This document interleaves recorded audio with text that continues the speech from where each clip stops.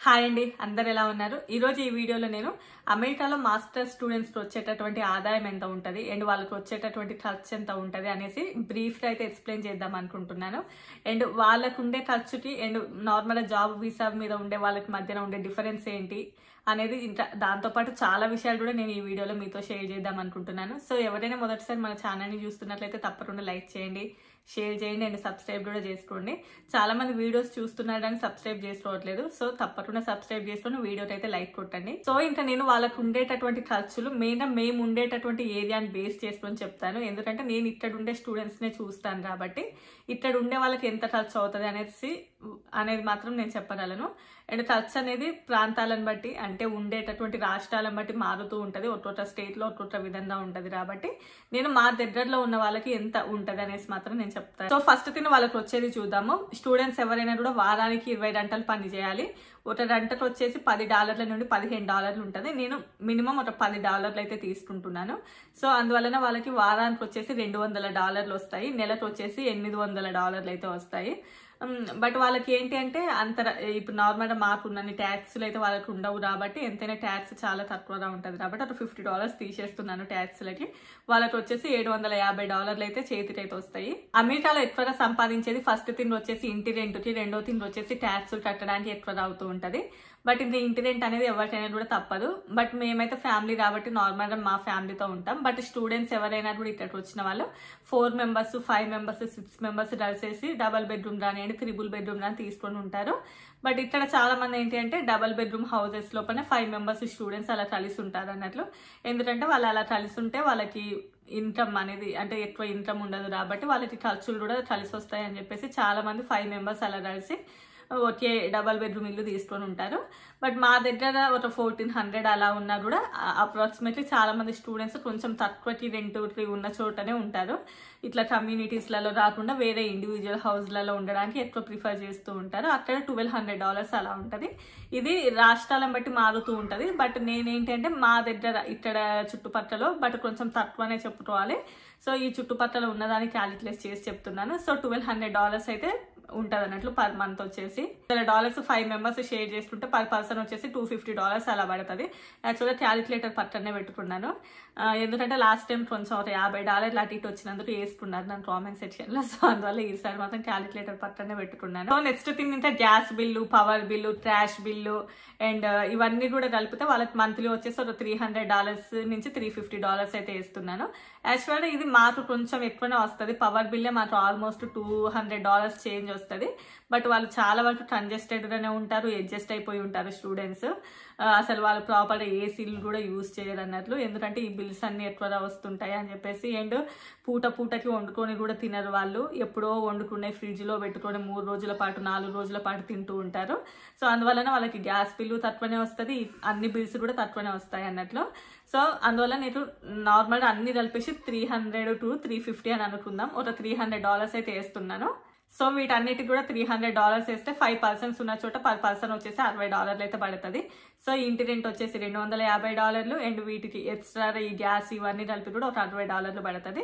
Next thing ఎవరికైనా కూడా ఇక్కడ మొబైల్ ఉండాలి, మొబైల్కి నెట్వర్క్ తీసుకోవాలి. ఇక్కడ AT&T అని చెప్పేసి డిఫరెంట్ టైప్ ఆఫ్ సర్వీసెస్ ఉంటాయి. కొంతమంది ఏంటి అంటే రాగానే ఐఫోన్ తీసుకొని దాంతోపాటు వాళ్ళ సర్వీస్ తీసుకుంటూ ఉంటారు. కొంతమంది ఓన్లీ నార్మల్గానే సర్వీస్ తీసుకుంటూ ఉంటారు. ఐఫోన్తో పాటు సర్వీస్ తీసుకున్న వాళ్ళకి కొంచెం ఎక్కువ అవుతుంది మంత్లీ. లేకపోతే నార్మల్గానే సర్వీస్ తీసుకున్న వాళ్ళకి కొంచెం తక్కువ అవుతుంది. నార్మల్గా అయితే $50 పర్ పర్సన్ ఉంటుంది, కొన్ని చోట్ల $60 కూడా ఉంటుంది. అంటే మొబైల్ తీసుకుంటే కొంచెం ఎక్కువగా ఉంటుంది కాబట్టి నేను నార్మల్ ఒక $50 వేస్తున్నాను. సో $250 అండ్ $60 అండ్ ఇది ఒక $50. సో నెక్స్ట్ థింగ్ వచ్చేసి గ్రాసరీ బిల్లు కూడా $250 అయితే అవ్వచ్చు. అండ్ ఎందుకంటే ఇప్పుడు అన్నిటికీ కూడా చాలా కాస్ట్ పెరిగింది. నేను చాలా వీడియోలలో చెప్పాను. మేము వచ్చినప్పటికీ ఇప్పటికే ఈవెన్ పాల మీదనే $5 వరకు పెరిగింది. అండ్ ఇలా ఈవెన్ ఎగ్స్ రానియండి ప్రతి ఒక్క దాని మీద కూడా చాలా పెరిగిపోయాయి. ఇప్పుడు కాస్ట్ ఆఫ్ లివింగ్ అనేది అమెరికాలో చాలా ఎక్కువగా అయిపోయింది కాబట్టి ఖర్చు కూడా చాలా ఎక్కువగానే ఉంటుంది. సో వాటి గ్రాసరీస్ వచ్చేసి నేను $250 వేస్తున్నాను. కొంతమంది 300 కూడా అవ్వచ్చు. ఇంకా ఫ్యామిలీస్ అయితే ఇలా వర్ణనా తీద్దాం చెప్పాల్సిన అట్లనే లేదు. మాకు మినిమం $600-700 కూడా అవుతాయి. బట్ నేను ఓన్లీ ఒక పర్సన్కి వేస్తున్నాను కాబట్టి వాళ్ళకి వచ్చేసి నేను $250 అయితే వేస్తూ ఉన్నాను. కొంతమంది గ్రాసరీ అంటే ఏంటి అట్లా అని అడిగారు లాస్ట్ టైం. ఏం లేదు, చెత్తరా చాపత్తా ఇంకేంటి ఉప్పులు పప్పులు వీటన్నిటిని కూడా ఇంగ్లీష్లో స్టైలర్ గ్రాసరీస్ అని అంటారు. ఇంకా మన తెలుగులో చెప్పుకోవాలంటే కిరాణా సామాన్ అన్నట్లు. కిరాణా సామాన్లు కూరగాయలు వీటన్నిటి కలిపేసి నేను $250 అలా వేస్తున్నాను. అండ్ ఇందులోపల ఇంకా డిఫరెంట్ కూడా ఉంటుంది. కొంతమంది ఇంకా మనం వాల్మార్ట్ స్టోర్లో కూడా తెచ్చుకోవాల్సినవి చాలా ఉంటాయి. ఇండియన్ స్టోర్లో వేరే బిల్ అవుతుంది, మళ్ళీ వాల్మార్ట్ స్టోర్ లోపల ఇక్కడ వేరే అవుతుంది. క్యారెట్, క్యాబేజీ అండ్ చిన్న చిన్న ఐటమ్స్ ఏవైనా కూడా టమాటాలు అండ్ పాలు, పెరుగు ఇలాంటివన్నీ కూడా మళ్ళీ ఇండియన్ నార్మల్ ఇక్కడ అమెరికన్ స్టోర్లో తెచ్చుకుంటారు కాబట్టి సో వీటికి ఇంకొంచెం సపరేట్ బిల్లే ఉంటుంది. బట్ నేను అన్నిటికి కలిపి ఓవరాల్ అయితే ఒక 300 వేస్తున్నాను నేను ఇది అది కలిపేసి. నెక్స్ట్ ఇంకా టార్ అనేది అమెరికాలో మ్యాండేటరీ. చాలా మంది స్టూడెంట్స్ అయితే కొంతమంది తీసుకుంటారు, కొంతమంది తీసుకోరు. బట్ ఒకవేళ తీసుకుంటే అట్లీస్ట్ అంటే ఒక 5 మెంబర్స్ ఉన్న చోట అందరూ కలిపైనా కూడా ఒకటి తీసుకోవడానికి ట్రై చేస్తూ ఉంటారు. ఎందుకంటే వాళ్ళు కాలేజ్కి వెళ్ళాలనుకున్నా లేదంటే బయట ఎక్కడికైనా వెళ్ళాలనుకున్నా కూడా ఇక్కడ పెద్దలు ఎవరు కూడా హెల్ప్ చేసుకోరు.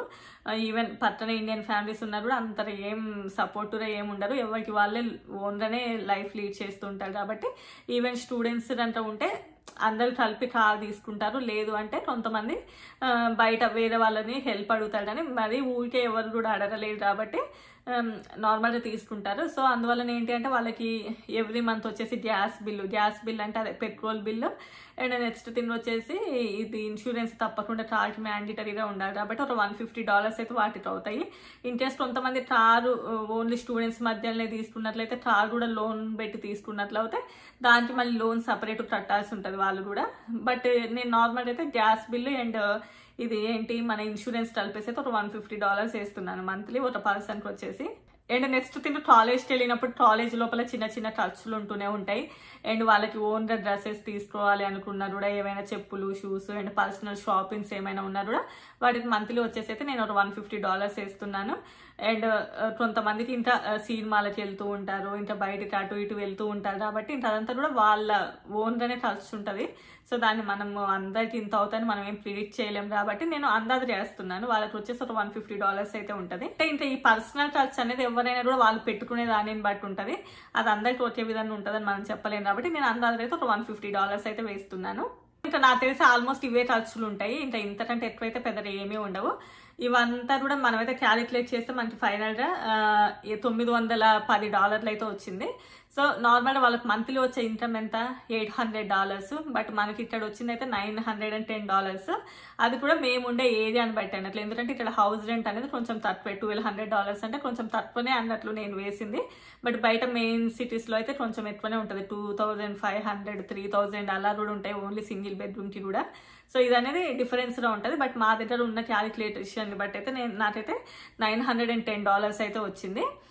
ఇందులోపల మనము కార్ అనేది అందరికీ కూడా ఉండదు, చాలా మంది స్టూడెంట్స్ అయితే అడ్జస్ట్ అయ్యే ఉంటారు. అంటే ఎలా అంటే వేరే ఫ్రెండ్స్ మీదనే డిపెండ్ అయి ఉంటారు. వాళ్ళంతలో వాళ్ళకి మంచి జాబ్ వచ్చే వాళ్ళకి ఓన్గా అయితే ఏం తీసుకోరు కాబట్టి వాళ్ళకి ఆ ఇన్సూరెన్స్ అది తీసేస్తే వాళ్ళకి నార్మల్గా $770 అలా మిగులుతాయి. $770 అంత ఖర్చు అవుతాయి అన్నట్లు.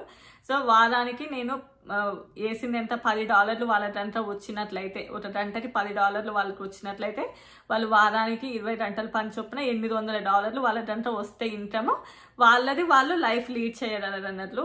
ఇండియా నుంచి పంపేయాల్సిన అవసరం కూడా ఉండదు. సో వాళ్ళైతే ఈ నేను చెప్పినటువంటి సినారియోకి అయితే సూట్ అవుతుంది. బట్ వాళ్ళు మళ్ళీ ఇండియాకి పంపించేంత సీన్ అయితే ఏమీ కూడా ఉండదు. ఈవెన్ అసలు జాబ్స్ మీద ఉన్న వాళ్ళకి అంత సీన్ లేదు. సో అందువలన అంత అయితే ఏమీ ఉండదు. అండ్ నెక్స్ట్ థింగ్ ఇప్పుడు అసలు ట్విస్ట్ చెప్తాను. మీరు పార్ట్ టైంలో జాబ్ దొరికి ప్రతి ఒక్కరికి కూడా 20 గంటల జాబ్ దొరికితే మాత్రమే ఇట్లా లైఫ్ వాళ్ళది వాళ్ళు లీడ్ చేయగలరు. చాలా మంది స్టూడెంట్స్కి ఆల్మోస్ట్ వచ్చి 6 నెలలు అయినా కూడా ఇప్పటి వరకు పార్ట్ టైం దొరకని వాళ్ళు చాలా మంది ఉన్నారు ఇక్కడ. అండ్ వచ్చిన వెంటనే పార్ట్ టైంలో దొరికిన వాళ్ళు కూడా చాలా మంది ఉన్నారు. కానీ నార్మల్గా అంటే మనము వరెస్ట్ సిచ్యువేషన్కి బేస్ చేసుకొని రావాలి, ఏం దొరకదు అనుకొని ఇక్కడికి రావాలన్నట్లు. సో ఇక్కడ ఏంటంటే పార్ట్ టైం జాబ్స్ అయితే అందరికీ ఏం దొరకలేదు. ఇన్ కేసు దొరికితే మాత్రం వాళ్ళ లైఫ్ వాళ్ళు ఆ పార్ట్ టైం మీద అయితే లీడ్ చేసుకోగలరు. అండ్ నెక్స్ట్ థింగ్ ఈ పార్ట్ టైంలో ఈ వచ్చే మనీ తోటి వాళ్ళు ఇక్కడ సర్వే అయ్యి ఇండియాలో ఉన్నటువంటి వాళ్ళ లోన్ క్లియర్ చేస్తారంటే అది పెద్ద క్వశ్చన్ మార్క్ అన్నట్లు. సో అలా అయితే ఏం క్లియర్ చేసుకోలేరు. ఆ తర్వాత వాళ్ళు ఫర్దర్ మంచి జాబ్ వచ్చిందంటే విత్ ఇన్ 6 months లోనే క్లియర్ అయిపోతుంది, అది వేరే విషయం. బట్ ఈ పార్ట్ టైంల మీద అయితే మాత్రం క్లియర్ అవ్వడం కష్టమే. నెక్స్ట్ థింగ్ ఇంకొకటి ఉంటుంది, మీరు చాలా మంది కామెంట్స్ చేస్తారు, మాకు తెలిసిన అతను పార్ట్ టైంలోనే వర్క్ చేస్తున్నాడంట, వేరే జాబ్స్ ఏం లేవు, అయినా కూడా అతను లోన్ క్లియర్ చేసుకోగలుగుతున్నాడు అని చెప్పేసి. నేను చెప్పేది ఏంటి అంటే లీడర్ వర్క్ చేసేది అన్నట్లు. నార్మల్గా లీడర్ ఒక స్టూడెంట్ ఇక్కడికి వచ్చి ఎలా వర్క్ చేయాలి అనే దాని గురించి ఇప్పుడు చెప్తున్నాను. ఇంకా ఇల్లీగల్ జరిగేటివి అయితే చాలా ఉంటాయి, వాటి గురించి అయితే నేనేం మాట్లాడను. కొంతమంది షార్ట్ టర్మ్ లోనే అక్కడిక్కడ వర్క్ చేసి ఇవన్నీ క్లియర్ చేయాలి అనుకునే బదులు లాంగ్ టర్మ్ గానే ఒక మంచి జాబ్ తెచ్చుకున్న తర్వాతనే వీటిని విత్ ఇన్ 6 months లో క్లియర్ చేయొచ్చు. బట్ ఇప్పుడు ఆ సిచ్యువేషన్స్ అయితే కనపడట్లేవులేండి. లాంగ్ టర్మ్ లో మంచి జాబ్ వచ్చి క్లియర్ చేసే సిచ్యువేషన్స్ అయితే అంతగా లేవు. బట్ ఓకే, ఇంకా ఎవరు అదృష్టం ఎట్లుంటది అనేది మనం చెప్పలేంలేండి. కానీ ఇంకా కొంతమంది మాస్టర్స్ కంప్లీట్ చేసిన తర్వాత ఇంటర్న్షిప్ లో అక్కడ సిపిటీల ద్వారా అక్కడిక్కడ వర్క్ చేస్తూ ఉంటారు. వాళ్ళకి వచ్చేటటువంటి ఇన్కమ్ మళ్ళీ డిఫరెంట్ గా ఉంటదండి. నేను $10 వేసాను కానీ వాళ్ళు చేసే జాబ్స్ బట్టి డిఫరెంట్ గా ఉంటది. అండ్ కాలేజ్లలో డైనింగ్ లో ఒక విధంగా ఉంటది, లైబ్రరీ అసిస్టెంట్ ఒక విధంగా ఉంటది, ప్రొఫెసర్ దగ్గర అసిస్టెంట్ ఒక విధంగా ఉంటది.